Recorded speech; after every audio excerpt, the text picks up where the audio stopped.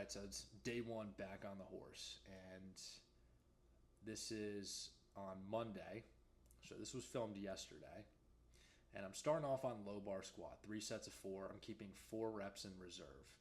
Now, the reason that I'm doing that is because I want to give myself room to progress while still practicing my squat movement under a heavy enough load that's somewhat challenging, but it gives me room, like I said, to progress throughout the weeks. So the way I'm going to do it is this week's 3 sets of 4, next week's 3 sets of 5, the following week is 3 sets of 6, and then the following week I reset back to 3 sets of 4, but I add 5 pounds to the weight. So I'm not going to be changing the weight on the bar.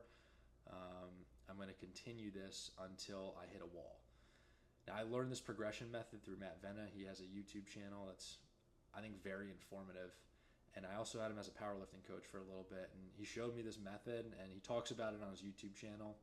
And I think by far this is the best way to progress your squat, bench, and deadlift while managing fatigue. Now, I only filmed 2 sets of that. I did 3 because the second set I captured the most unflattering angle that I'm just simply not going to put on the internet. After I did my low bar squats, I headed over to this right here, the squat press, which I think is an incredible machine, and not a lot of gyms have it. If your gym has this, definitely give it a shot. Don't walk past this one. I think the leg pressing or motion on this machine, it just feels way more natural than a leg press.